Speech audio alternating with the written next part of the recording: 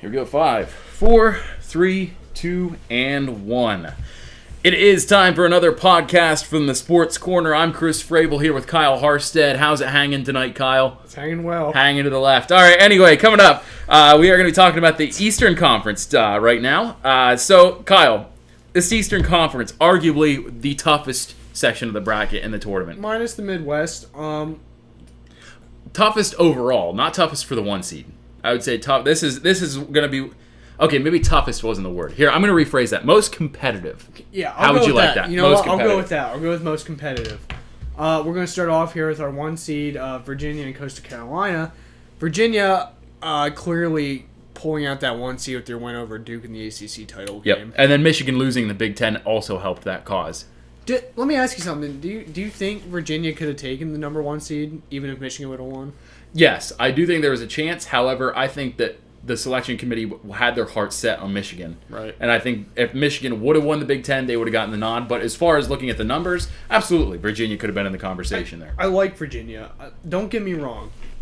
Virginia is a great team. They're a great basketball team. They are so dominant on the defensive side.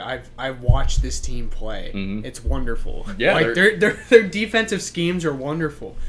The only thing that worries me, and I don't think it's going to hurt them too much early in the NCAA tournament, is their offense is based off their defense. It's based off their transition points, and I feel like unless they can get an offensive scheme going by itself, that they won't be able to make it past those elite teams. No less than the Elite Eight. I'm calling Virginia no less than the Elite Eight. But for them to be a championship team, and you gotta agree with me here, you gotta score. Just like this game against Pitt, you can't be scoring 51 points and still win a game, even though they beat Pitt 51-48. It's just my personal opinion. When you get up against a team like Florida, who's gonna score on you regardless of your defensive scheme, you're going to have to put together your own plays. You're going to have to put together your own points. I think that I would be remiss if I didn't bring up the Virginia Massacre for the Sports Corner. And we'll just talk about this very briefly. There was an article that was posted during our March Madness preview where you said that Virginia, and again, you've taken this back to an extent, where you said that Virginia was not a dominant team offensively. So offensively. And it just seemed like the whole state of Virginia rose up and took up arms against you in that one statement that you said. Now, I remember where I was. I was in Altoona at the time when you published this. And I just remember my phone, I was in the middle of an interview with somebody, and my phone blowing up in my pocket. It was vibrating every 30 seconds. And I finally got out of the interview and checked it, and it was you. And the text message said something along the lines of, "You need to call me as soon as possible." And at that point, I knew something was up. And sure enough, the Virginia Massacre had taken place on the Sports Corner. Now, again, you're retracting that statement to an extent, saying that they're not a dominant team, but you're going to stick with the fact that they, like you just said, they need to strengthen their offensive game. I still think they need to score on their own offensive plays. If you know what I mean. In the half-court set. In the half-court set. Transition points only get you so far. Right. They can get you a majority of your points, but when it all comes down to it, if you can't score in the half-court, you can't win a championship game. I'm going to go with you there and back you up on that statement, right. And here's why. I watched Virginia play today against Duke. Now, again, Virginia came out and it got close, and they traded the leads, particularly in the second half. They traded leads back and forth. But for the most part, that was Virginia's game the entire time. Duke is not as strong as they have been in years past. Let's just face it. It's the truth. Duke is not a strong program, not as strong as we're used to seeing from Duke. It was a mismatch in my mind, Virginia and Duke today. Here's what I think. I'm going to go with you and say that they need to improve their half-court set. However, Virginia's ability to play defense reminds me a lot of the jinx that we've put on ourselves here in the Sports Corner. Ever since, and again, NFL football has nothing to do with college basketball, but I really believe that we've got this weird jinx on us right now.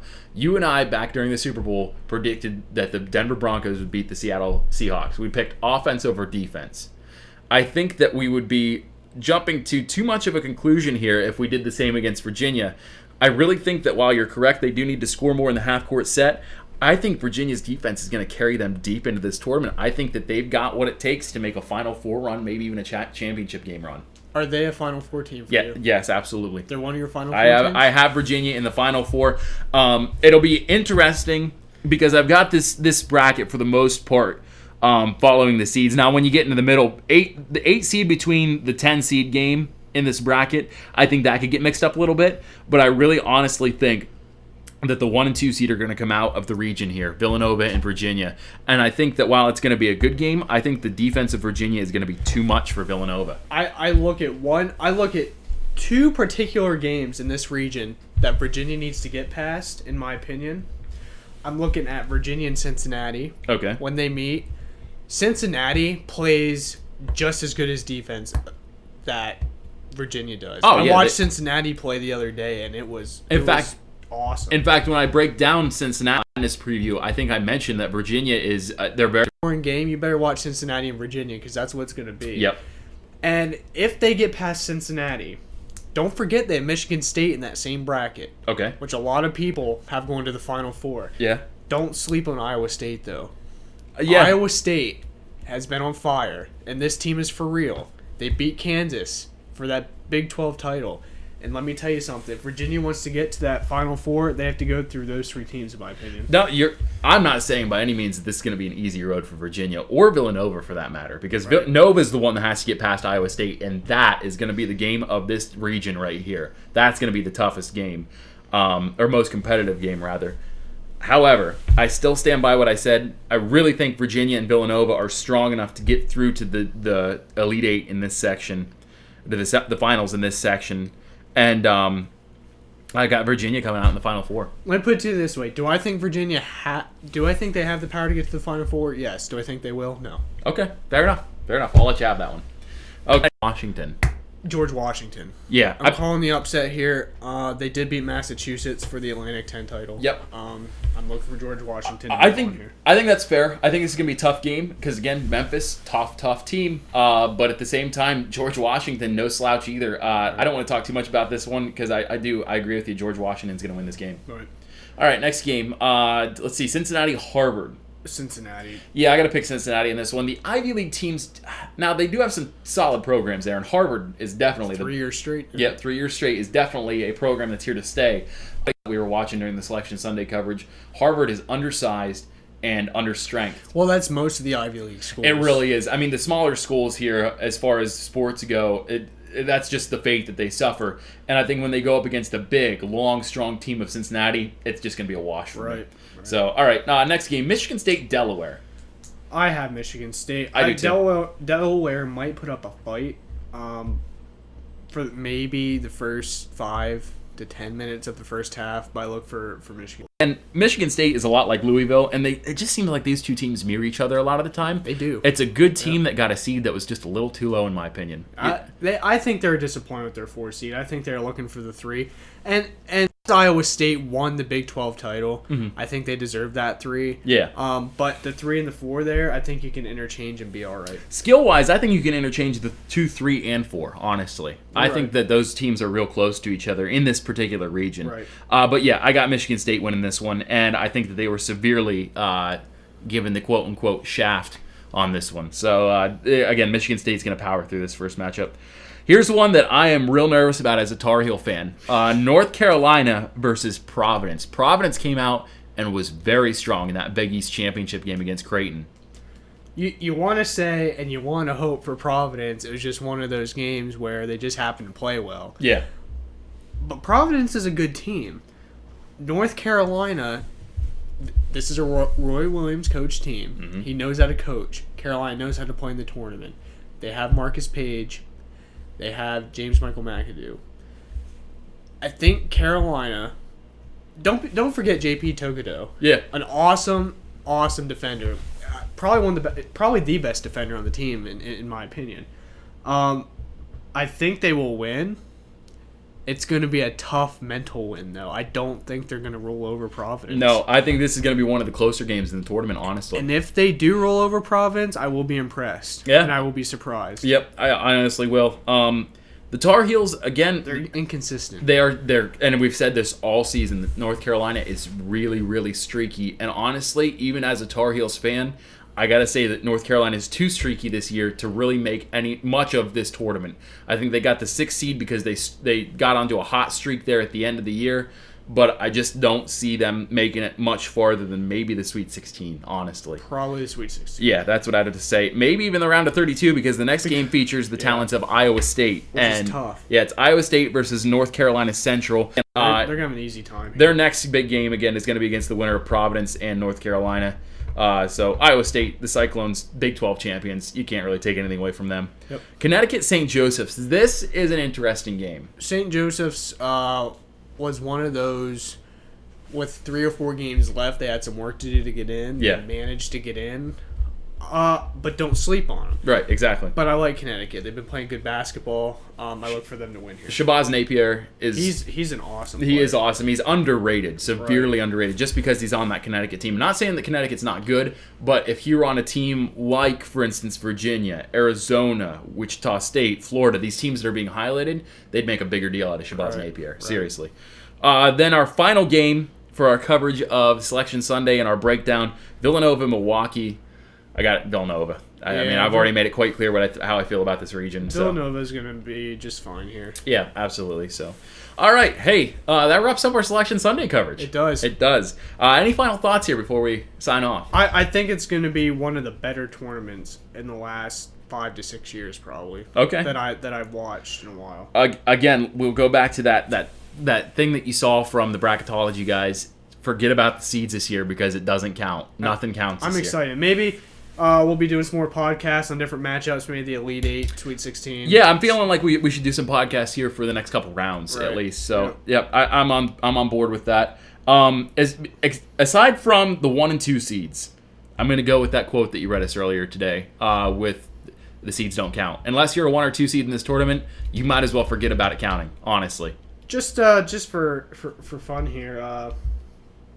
Since the bracket came out, what's your final 4? My final 4. For right now. Premature here, but all right. You know what? I'll go ahead and I'll fire this one off for you. My final 4. Just let me bear with me here for a second as I just take a look down this bracket.